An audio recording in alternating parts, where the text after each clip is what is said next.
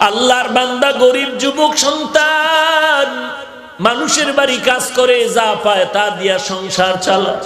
আজকে বাজারে গেছে টাকা নিয়া বেতন নিয়া বাজার করবে, গিয়া শুনে আল্লাহর কালাম পাওয়া যায় ঘরে রাখলে বরকত। আল্লাহর কালাম কোথায়? বলে অমুক লাইব্রেরিতে যাও। গিয়া বলে ভাই এমন একটা কালাম আমি চিনি না, ঘরে রাখলে নাকি বরকত হয়। বলে হ্যাঁ। বলে না আমার একটা কালাম দেও।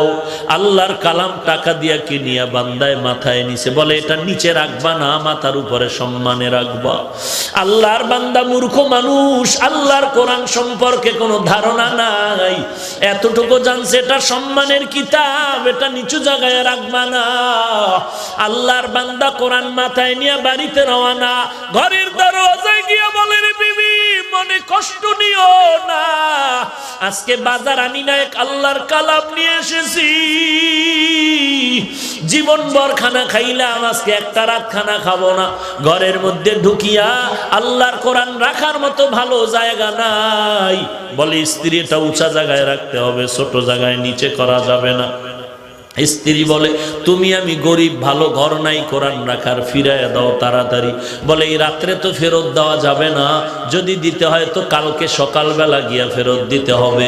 অন্তত আজকে রাত্রটা কোরআন নিয়ে আমাদের রাত কাটাতে হবে, তো কোথায় রাখবো?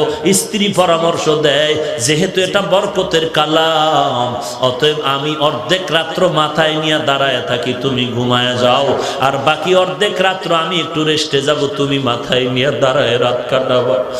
স্ত্রীর পরামর্শ অনুযায়ী স্বামীও রাজি হয়ে গেল। আল্লাহর কালাম স্ত্রী মাথায় দিয়ে পাহারা দেয়। আল্লাহর কালাম, আল্লাহর বান্দা ঘুমায়, আল্লাহর বান্দি কোরআন মাথায় নিয়ে দাঁড়িয়ে আছেন।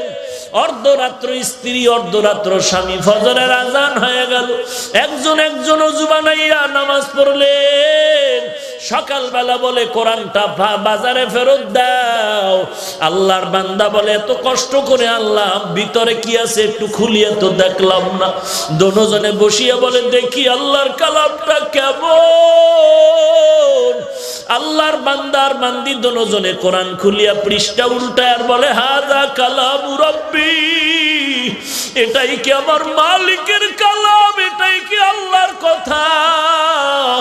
এই কোরআন পৃষ্ঠা উল্টায় আর দেখে, আর চোখের পানি ছাড়িয়া কান্না করে, কোরআন বুঝতে পারি না, চিনতে পারলাম না। আল্লাহ বলেন বান্দা আমার কোরআনের যারা সম্মান করছে আমি তোদের সম্মান বাড়ায় দিব। দোনোজনে পৃষ্ঠা উল্টানোর পরে স্ত্রী স্বামীকে বলে কি বুঝলা? স্বামী স্ত্রীকে বলে তুমি কি বুঝলা? বলে জানি না, কেমন যেন পুরা কোরআন আমার মুখস্থ হয়ে গেছে। স্বামীও বলে আলহামদুলিল্লাহ আমারও পুরা কোরআন মুখস্থ হয়ে গেছে। ওরে আমার মাওলা যেটা বান্দা পারে না সেটা আমার আল্লাহ পারেন কি পারেন না?